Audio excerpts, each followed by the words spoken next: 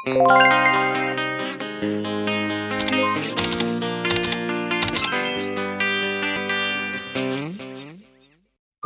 hi, hello guys, good morning. A day in our life as a Brika at Didi Hakabiti.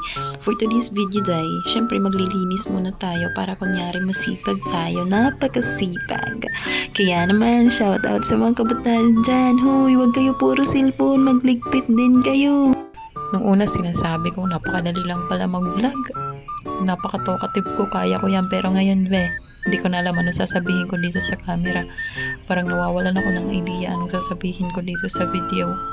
Pero kung taga ito, sige, ako na bahala sa baso tsaka pichel. Inyo ang inuman, tsaka pulutan.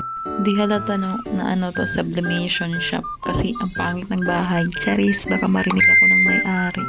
Pero maritahian talaga to, tsaka sublimation ng mga jersey, t-shirts, anything basta about sports. Yun yung ginagawa namin dito. Chika ko lang muna sa inyo day ang aming talambuhay habang nagsisipag-sipagan pa ako. So, ganun nga. Stay in kami dito sa boarding house ng shop na to. Free boarding house, tsaka free yung tubig, mga gamit dito na ginagamit sa pagluluto or anything. Pero yung food, hindi yung pre sa amin yun. Kaya mahirap kahit dalawa lang kami kasi 'di ba? Nagmamahal na ngayon yung mga bilihin. Tapos syempre 'di ba wala tayong choice kundi magtiis kahit nakakapagod pero go lang ng go laban araw-araw. Kasi wala tayong choice kasi pinanganak tayong mahirap. Pero di ko naman sinisisi parents ko na mahirap ako. Nag-enjoy din naman ako na naging mahirap ako kaysa maging mayaman, pero mas maganda kung mayaman talaga ako. O siya, ma-reflex ko sa inyo pagiging addict ko sa Shopee. Saan na ba tayo? Nawawala na tayo sa topic natin. So, yun na nga.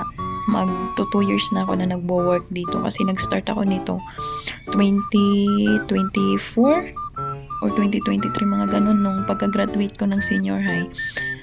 Pumunta agad ako dito sa Maynila. Pumasok muna ako bilang isang kasambahay. So, ganun nga, yung pagiging kasambahay hindi nag-work kasi, syempre, alam nyo na. Tapos, syempre, 18 years old pa lang ako noon, kaka-18 ko lang, syempre, di ba?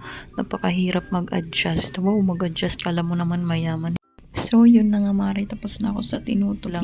Palaging nasa bahay. Tapos, alam niyo na pagkatapos ng mga tayasan si mama kahit walang syempre dun may iyak ka talaga dahil sa syempre binigyan tayo ng si masipag na partner. Wow, masipag lang yan kasi may camera, pero kapag wala, tamad yan.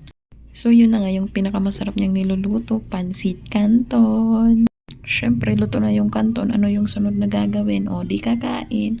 Tapos dyan, time-lapse ko na lang kasi baka maboring na kayo. Baka mainggit kayo sa sweet-sweetan namin. Kunyari sweet pero di nyo lang alam.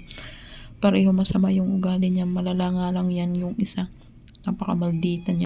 O siya, Mare, shoutout ko muna tong mga kupal. Shoutout pala kay Kuya Lorgie Taboy, kay Mac Lauzon. Yun lang. God bless sa inyong lahat. Di hanggang dito lang muna ako. Thank you. Bye-bye.